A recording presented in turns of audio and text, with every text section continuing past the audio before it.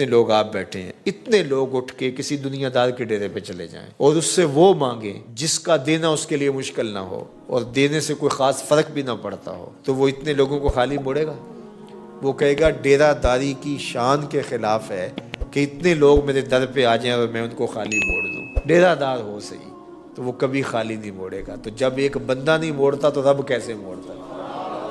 اور پھر اس نے خود ہی کہا مجھ سے مانگو، خود کہا، بلایا، دروازے پہ چوکھٹ پہ کھڑا کیا، تو پھر اب کہے گا واپس چلے جاؤ؟ یہ کریم تو نہیں کرتے۔ اللہ اکبر۔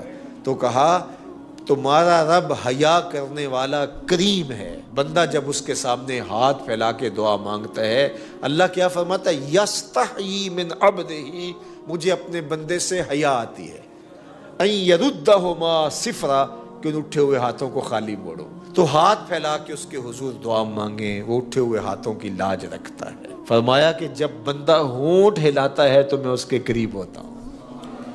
اللہ اکبر۔ یہاں تو بند لبوں کی بولیاں بھی سنی جاتی ہیں۔ اللہ ان کو بھی دیتا ہے جو گونگے ہوتے ہیں، جو ہاتھ نہیں پھیلا سکتے، جن کے ہاتھ بھی نہیں ہوتے، ان کی جھولیاں بھرتا ہے۔ وہ تو جھولی بھی دیتا ہے اور خیرات بھی دیتا ہے۔ وہ آئے تو صحیح، ہم تو مائل بکرم ہیں، کوئی سائل ہی نہیں، راہ دکھلائیں کسے، راہ رب منزل ہی نہیں، جلوائے طور تو موجود ہے، کوئی موسیٰ ہی نہیں۔ کوئی سچی طلب تو لے کے آئے، اس سے طلب کرنے کا حکم ہے، اس سے مانگنے کا حکم ہے۔ تو اللہ سے مانگو، اللہ کے حضور اپنی ضرورتوں کو رکھو۔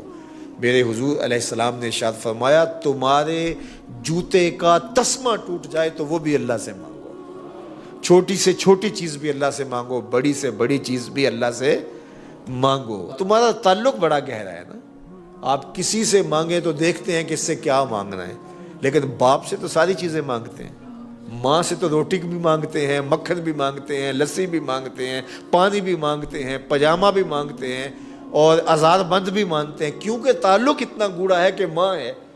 تو انسان باہر دیکھ کے کہتا ہے کیا کہنا ہے کیا نہیں کہنا، لیکن ماں کا رشتہ گوڑا ہے تو سب کچھ مانگتے ہیں۔ تو اللہ کا رشتہ تو 70 ماؤں سے زیادہ بڑا ہے۔ ماں نے تو جنم دیا ہے، رب نے خلق کیا ہے، تو کہا تسمہ ٹوٹ جائے جوتے کا تو وہ بھی اللہ سے مانگو، اور کوئی بڑی چیز چاہے تو وہ بھی اللہ سے مانگو۔ ہاتھ پھیلائے ہیں تو پھر وہ خالی نہیں لوٹائے گا، وہ کریم ہے، کرم فرمائے گا۔ تو فرمایا اجیب دعوت الداع اذا دعان، میں مانگنے والے کی پکار کو سنتا ہوں، اس کا جواب دیتا ہوں۔ اجیب، میں جواب دیتا ہوں، اذا دعان، جب بھی وہ مانگتا ہے۔ بعض لوگوں نے کہا کہ اس وقت نہ مانگو، اس وقت مانگو۔ اللہ سے جب مرضی مانگو۔ دنیا داروں سے مانگنا ہو تو وقت متعین کرنا پڑتا ہے۔ اس وقت تو صاحب سوئے ہوئے ہوں گے، آپ جا کے دستک دی تو موڈ آف ہوگا، تو ہم چندہ بھی مسجد کے لیے مانگے تو وہ بھی نہیں دیں گے، حالانکہ ان کا فائدہ ہے، ان کا بھلا ہے۔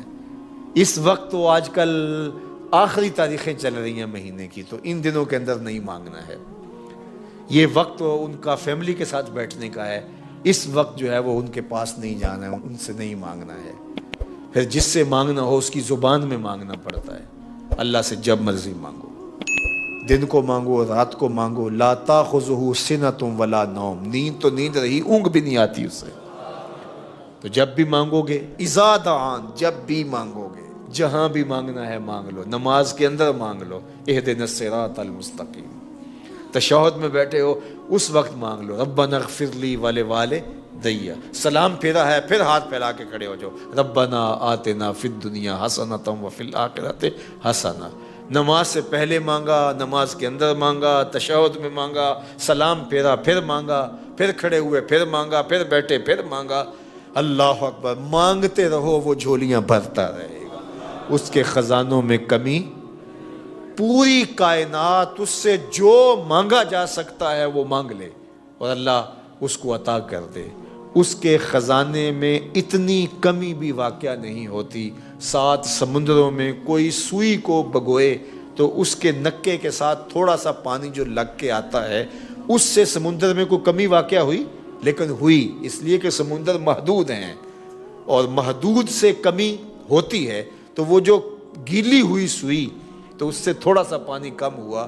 اللہ کائنات کو آدم علیہ السلام سے لے کر قیامت تک جو مانگتے ہیں دے دے، اس کے خزانے میں اتنی کمی بھی واقع نہیں۔ تو کہا مانگو مجھ سے، ہمارے دیہاتی کلچر کے اندر بوڑھے لوگ بچوں کو شوقیہ گالیاں دیتے ہیں اور لوگ بھی اس پہ ہنس رہے ہوتے ہیں کہ یہ گالی دے رہے ہیں. گالی آپ مزاح سے دے رہے ہوں، آپ شوق سے دے رہے ہوں، غصے سے دے رہے ہوں، یا کسی کی اہانت کرتے ہوئے کسی کو تکلیف پہنچانے کے لیے اذیت کے طور پہ اس کو گالی دے رہے ہوں، ہر صورت کے اندر گالی کی اجازت نہیں دی گئی. سباب المسلم فسوق وقتالہ کفر، مسلمان کو گالی دینا فسق ہے اور اس کو قتل کرنا کفر ہے. تو ہمارے دین نے ہمیں گالی گلوچ سے منع کیا ہے. اللہ کے محبوب علیہ السلام نے ارشاد فرمایا المستبان شیطانان، جب دو لوگ آپس میں لڑ پڑتے ہیں اور ایک دوسرے کو گالیاں دینے لگ جاتے ہیں تو فرمایا کہ یہ ایک دوسرے کو جو گالیاں دے رہے ہیں یہ شیطان ہیں. ابن حبان کی روایت ہے. اللہ اکبر. تو اتنی سختی فرمائی گئی اور ہماری بات ہی گالی سے شروع ہوتی ہے. دیہاتی کلچر کے اندر تو اس کو کچھ سمجھا ہی نہیں جاتا اور کچھ لوگوں کا تقیہ ہی کلام گالی سے ہوتا ہے اور وہ اس کو اپنا فن قرار دے رہے ہوتے ہیں اور وہ کہتے ہیں کہ میں بہادر ہوں، گالی کے بغیر بولتا ہی نہیں. تو یہ کمال نہیں ہے. مسلمان تو کون ہے؟ المسلم من سلم المسلمون من لسانہ ویدہ.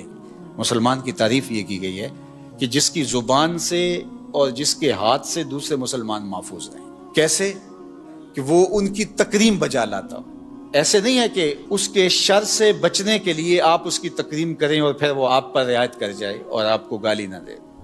وہ بدترین شخص ہے جس کے شر سے بچنے کے لیے لوگ اس کی عزت کرتے ہیں. محلے میں، گلی میں، دیہاتوں میں، چوکوں میں، چوراہوں میں، رشتہ داروں میں، اقربا میں، دوستوں میں لوگ ایسے موجود ہوتے ہیں کہ جن کی شر سے بچنے کے لیے ان کی تکریم کرنی پڑتی ہے، ان کی ہاں میں ہاں ملانی پڑتی ہے. ہاں تم ہی سچے ہو، تم ہی جو کہتے ہو یہی بہت بڑا فلسفہ ہے. افلاطون بھی پیچھے رہ گیا، بقراط سقراط بھی پیچھے رہ گئے، تم آگے ہو.